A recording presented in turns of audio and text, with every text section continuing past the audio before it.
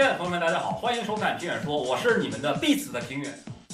本期视频我们既不讲战锤，也不讲印度啊，然后更不讲什么超时空要塞什么的，我们讲什么呢？回归我们的本真，为大家展示一期军品。那么这期军品的内容是什么呢？就是防破片衣。近年来，我军各式防弹衣在媒体和镜头中愈发频繁的出镜，使得关于我军单兵防护装备的讨论在线上与线下都热闹了起来。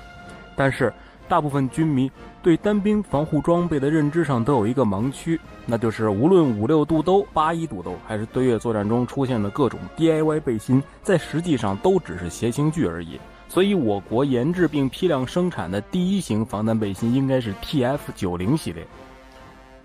从我军装备时间上来说，这句话没有什么大的问题，但实际上 TF90 并不是我国研制的第一款防弹衣。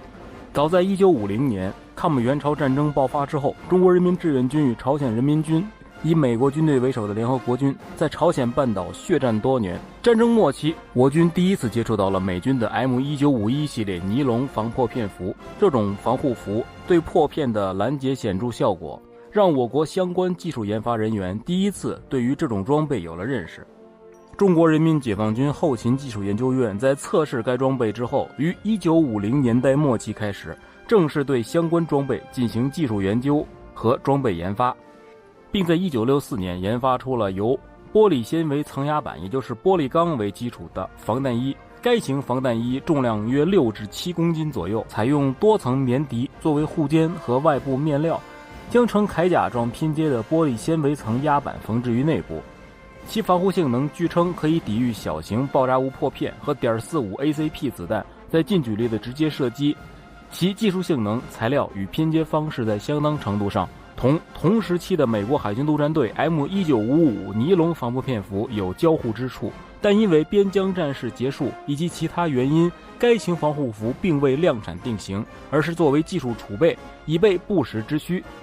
但这个时候谁也没有想到，这个需来得如此之快。1963年7月，中越就美国扩大战争、两军协同作战和中国无偿对越进行大规模援助的相关协议文件达成一致。随后，我国就开始对越南进行大规模的军事装备与人员援助。与此同时，因前线威胁越来越大，美国航空兵对于北越后勤生命线，也就是胡志明小道进行拦截轰炸的次数越来越频繁。空爆钢珠弹和各类子母弹的大规模使用，成为了胡志明小道上汽车兵和防空部队官兵们的最大威胁。子母弹高爆抛出的高速钢珠能轻易穿透汽车顶部钢板，或高炮薄薄的防盾将成员打成筛子。在此严峻的威胁之下，越方急切地向中方提出研发一种足以抵御高速钢珠侵彻的单兵防护服的需求。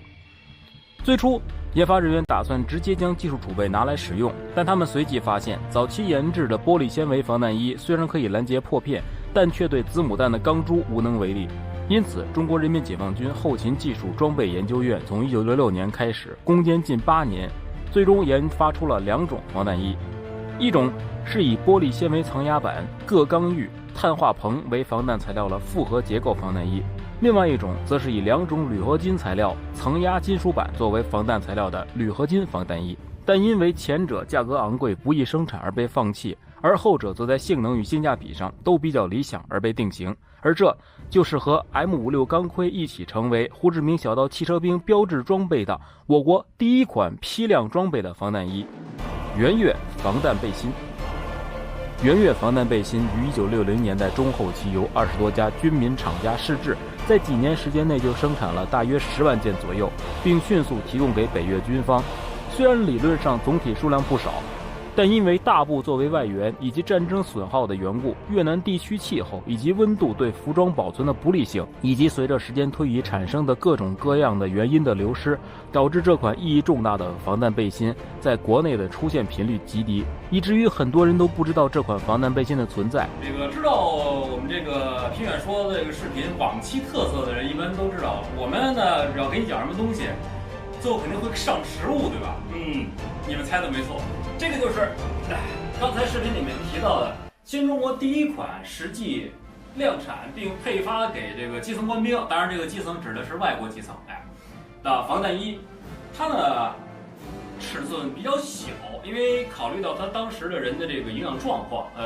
还是差劲一些，而且他给的基本上都是越南人，越南人的身材相对来说更这个纤细一些，所以我们特地找来了一位身材相对来说比较这个清秀苗条的这小哥，是谁呢？我就不说了，熟悉的人大家应该都知道，我们就以小哥为模特，给大家演示一下这个东西怎么穿，穿上之后效果怎么样。因为生产厂家之不同，该型防弹衣的颜色面料一般有2个版本，一个为深绿，另一个则是草绿。大家见到的这个版本便是草绿，除了颜色之外，衣服等其他细节则完全一样，面料也都是方纶材质。该背心肩宽37厘米左右，胸围93至94厘米左右，前部长51厘米，背部50厘米，重量约6公斤。主要防弹材料为铝镁合金和铝铬合金叠压6边形金属片，其中铝铬合金作为表层，因为其硬度较高，而韧性较高的铝镁合金则起到阻滞作用。除金属防弹片之外，其背心内部还有一层棉内衬，并在脖颈处设置了可以翻起来有效保护脖颈部位的嵌金属片护颈。这款防弹衣的搭扣固定方式以及很多技术特征和同时期的苏联6B1型防弹衣极为类似。不过，中方技术人员是如何得到生产数量连5位数都没有，而且一直到苏阿战争前期大部分时间都待在仓库里吃灰的6:1的技术参数，甚至是实物的，这就是一个未解之谜了。那么刚才我们给大家展示了这个东西是怎么穿戴的，然后刚才大家也在视频里头听到了，这种圆月形防弹衣的胸围其实只有93至94厘米。如果有的人对于93至94厘米没有概念的话，那么我就给大家展示一下93至94厘米对于现代我们的这些人，像我这种这个营养比较好的人，或者说是比较壮的人，穿上之后大概是一个什么概念。那么我们有请雪鸟。好，现在大家看到这是一个正常的雪鸟，这个雪鸟呢非常的茁壮。然后我们现在再来看这件避垫衣，在放在它的这个胸前的时候，大概的体积是多少？然后我们试着让雪鸟来穿一下。我看这古老的设计，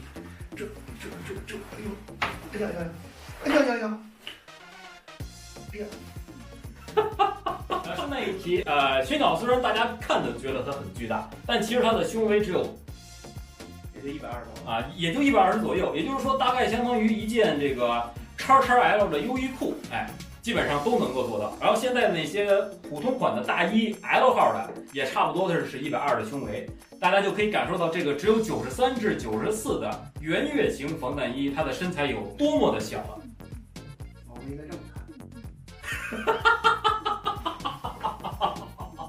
刚才大家见到了这个幽灵校长穿的时候的样子，然后也见到了体型壮硕的人穿的时候的样子，然后这像我这种这个胸围大概106左右的人能不能穿上呢？大家也看到了，可以穿，只不过依然会显得这个相对来说小一些。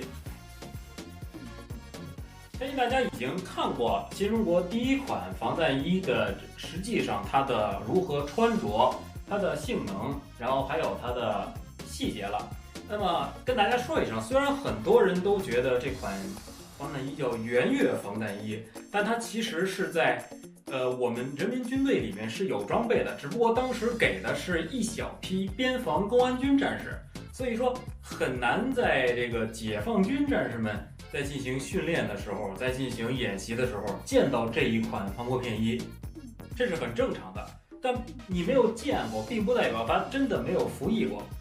因为在资料里面它的的确确是配发过的。那么这个就是我们这一期要给大家展示的东西了。这一件防脱片衣，因为我穿实在太小，所以我将它挂到了闲鱼上。如果你们感兴趣的话，我就可以卖给你们。那么本期视频到此结束。如果大家喜欢的话，还请3连一下，当然不3连也可以。反正做视频都不容易。那么我们下期再见，拜拜。